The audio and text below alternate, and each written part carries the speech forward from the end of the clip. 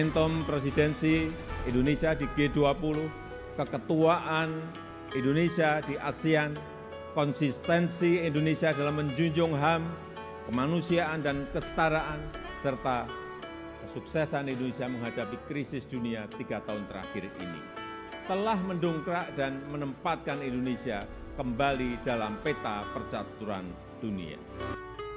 Harapan kami bahwa dengan adanya pengukuran IPKD, daerah dapat mendorong untuk melakukan pengukuran kinerja pengelolaan keuangan daerah lebih baik dengan data yang lebih valid dan reliable untuk dapat mengetahui kinerja pengelolaan keuangan daerah yang efektif, efisien, transparan, dan akuntabel dalam periode tertentu. Demikian beberapa hal yang dapat kami sampaikan, dan dengan mengucapkan Bismillahirrahmanirrahim, penginputan data dan pengukuran IPKD tahun anggaran 2022 secara resmi saya nyatakan dimulai. Demikian yang dapat kami sampaikan. Wabillahi taufiq wal hidayah. Wassalamualaikum warahmatullahi wabarakatuh. Selamat sore, salam sejahtera untuk kita sekalian. Om Santi Santi Santi Om, Namo Buddhaya. Salam kebajikan. Assalamualaikum warahmatullahi wabarakatuh. Selamat siang, salam sejahtera untuk kita semua. Om Swastiastu, Namo Buddhaya, salam kebajikan. Yang kita hormati bersama Bapak Kepala BSKDN Kementerian Dalam Negeri beserta seluruh jajaran, Ibu Sekretaris, Kepala Pusat, dan seluruh pejabat struktural dan fungsional. Yang kami hormati Kepala Daerah, Gubernur, Bupati, Wali Kota, Sekretaris Daerah, Kepala Bapeda, Litbang, atau dengan sebutan lain, dan juga Kepala BPKAD dan Kepala Dinas Kominfo, Provinsi dan Kabupaten Kota, serta hadirin yang berbahagia. Puji dan syukur kita panjatkan kehadirat Allah Subhanahu wa Ta'ala, Tuhan yang Maha Kuasa, karena atas izinnya, atas karunia dan nikmat yang diberikan kepada kita semua, pada hari ini kita bisa bersama-sama mengikuti kegiatan kick-off meeting, penginputan data, dan pengukuran indeks pengelolaan keuangan daerah. Kita bersyukur bahwa kita telah memiliki regulasi, juga kita telah memiliki instrumen untuk bisa mengukur kinerja pengelolaan keuangan daerah. Kita juga tahu bahwa salah satu unsur penting dalam penyelenggaraan pemerintahan daerah adalah pengelolaan keuangan. Dengan pengelolaan keuangan yang tepat, pengelolaan keuangan yang efektif, efisien, dan akuntabel, maka diharapkan hasil yang direncanakan, tujuan yang diinginkan, itu semua dapat tercapai. Karena tanpa pengelolaan yang baik, apapun tujuan yang sudah direncanakan tentu akan sulit untuk dicapai. Dasar hukumnya juga sudah sangat jelas, bahkan sejak saya juga dulu sama-sama di sini, di gedung ini, sudah memulai ini, sampai dengan saat ini sudah semakin baik, dan diharapkan kepada seluruh daerah dapat melakukan input data, melakukan pengisian, sehingga dapat diukur tata kelola keuangannya, dan dengan pengukuran itu diharapkan bisa mendapatkan pemetaan, bisa melihat bagaimana tata kelola keuangan di daerah masing-masing. Dengan indeks yang sudah diukur juga, kemudian bisa dengan tepat dirumuskan bagaimana untuk bisa melakukan pembinaan dan pengawasan. Kalau dari sisi pemerintah pusat atau provinsi. Provinsi mempunyai kewenangan melakukan binwas terhadap kabupaten kota, dan pemerintah pusat dalam hal ini Kementerian Dalam Negeri juga berwenang untuk melakukan binwas terhadap penyelenggaraan di provinsi. Dengan indeks yang sudah ada, ini menjadi dasar untuk melakukan pembinaan dan pengawasan. Di sisi lain, dari sisi daerah, tentu daerah juga bisa mengetahui posisinya. Baik posisi di dalam pengelolaan di dalam dirinya sendiri sehingga tahu di mana kekurangan dan kelebihannya, juga bisa membandingkan bagaimana tata kelola keuangan daerah satu dengan daerah yang lain. Dari sini juga kita bisa melakukan perbaikan manakala daerah kita masih ada yang lebih baik dibandingkan di daerah lain. Begitu juga dengan indeks pengelolaan keuangan daerah ini, bagi daerah-daerah yang sudah terdepan, yang sudah maju, indeksnya sudah baik, tata kelolanya sudah baik, bisa juga menularkan, bisa juga menyampaikan apa saja yang sudah dilakukan, langkah-langkah apa di dalam memperbaiki tata kelola, kemudian strategi-strategi apa yang selama ini dilakukan sehingga tata kelola keuangan semakin baik. Bapak Ibu yang kami hormati, di dalam tata kelola keuangan tentu diawali dengan perencanaan. Maka di dalam penganggaran itu akan dimulai dengan perencanaan. Dari perencanaan kemudian dilanjutkan dengan penganggaran. Kemudian yang dianggarkan itulah kemudian yang dilaksanakan.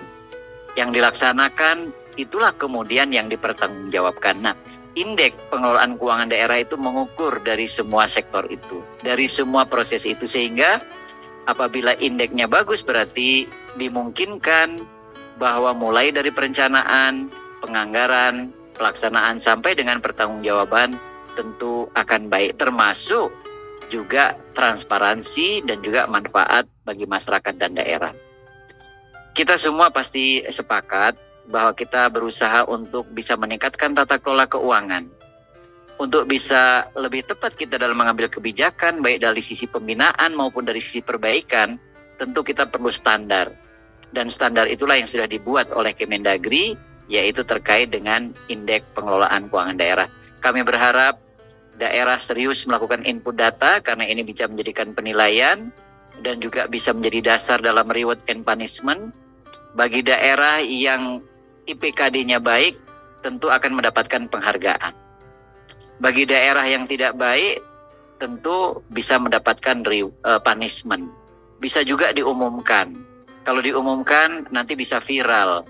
Kalau viral, bisa kemudian tingkat kepercayaan kepada pemerintah daerah tersebut juga bisa berkurang. Oleh karena itu, mari kita sama-sama punya komitmen yang sama, punya semangat yang sama untuk terus memperbaiki tata kelola keuangan kita, karena tata kelola keuangan harus dipertanggungjawabkan dan yang paling penting juga harus bermanfaat bagi masyarakat dan juga bagi daerah.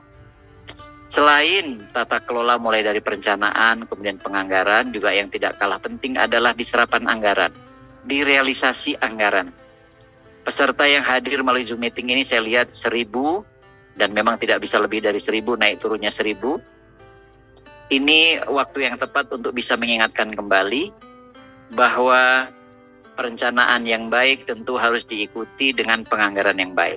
Penganggaran yang baik harus diikuti dengan pelaksanaan yang baik. Oleh karena itu kami berpesan agar terus mendorong realisasi belanja di daerah masing-masing agar dimaksimalkan. Realisasi belanja ini penting karena apa? Karena kalau sudah direncanakan itu tidak dapat dilaksanakan dengan maksimal, tentu capaian program, tujuan yang sudah ditetapkan tadi tidak bisa tercapai karena salah satu indikator keberhasilan suatu kegiatan adalah serapan anggaran. Selain itu outputnya juga harus diperhatikan. Oleh karena itu Bapak Ibu, kami dari Dijen Bina Keuangan Daerah terus mendorong agar realisasi APBD bisa dimaksimalkan bahkan sejak awal tahun. Kenapa realisasi APBD itu perlu kita laksanakan sejak awal tahun? Yang pertama, kalau sejak awal tahun dilaksanakan, uang beredar di masyarakat sejak awal tahun. Kalau uang beredar di masyarakat, tentu daya beli masyarakat semakin bertambah. Ini akan memperkuat ekonomi yang ada di daerah, itu pertama. Kedua, kalau realisasi belanja dilaksanakan sejak awal tahun, tentu pembangunan juga berjalan sejak awal tahun. Kalau pembangunan berjalan sejak awal tahun, maka masyarakat akan menikmati pembangunan itu dan juga masyarakat akan merasakan kehadiran pemerintah dan negara. Yang ketiga, apabila realisasi belanja itu dilaksanakan sejak awal tahun, berarti pelayanan publik juga bisa dilaksanakan sejak awal tahun dan sepanjang tahun. Kalau ini dilaksanakan tentu akan meningkatkan kepercayaan publik kepada pemerintah daerah. Kalau kepercayaan publik meningkat, akan ada partisipasi yang juga akan meningkat. Kemudian dengan realisasi belanja sejak awal tahun tentu ini akan mempercepat peningkatan kesejahteraan masyarakat. Karena apa? Karena uangnya itu dilaksanakan. Kegiatannya itu berjalan.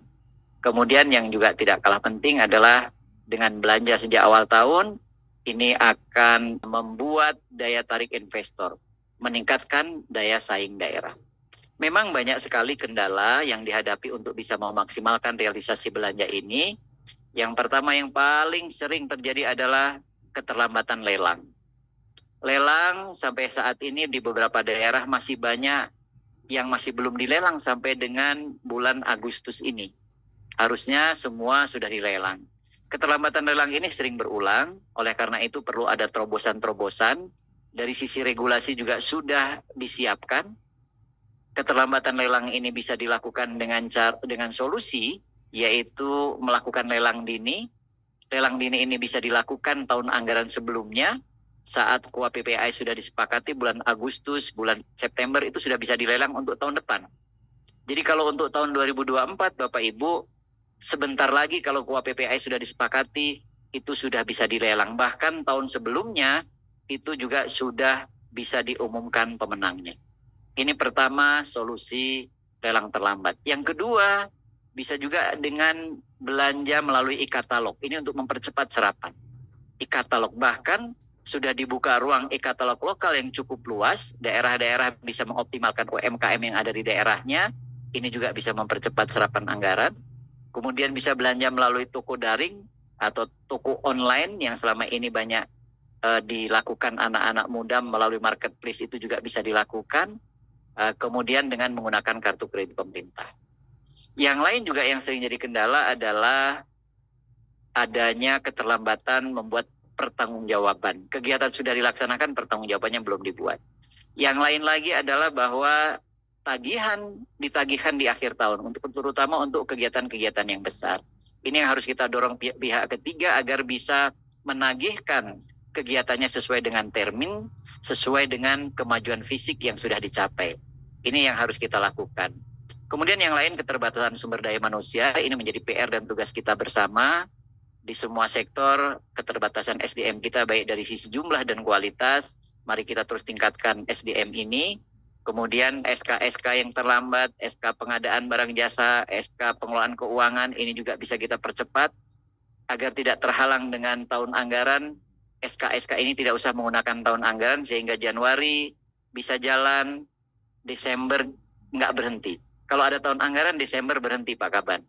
Berhenti, Januari belum di SK-kan nggak jalan, Februari nggak jalan, Maret nggak jalan, April nggak jalan. Kalau tanpa anggaran, ini bisa jalan terus. Oleh karena itu, di daerah Bapak Ibu, manakala ada SK tentang pejabat pengelolaan keuangan, pejabat pengelolaan barang dan jasa yang masih menggunakan tahun anggaran, silahkan untuk diperbaiki dengan tanpa menggunakan tahun anggaran.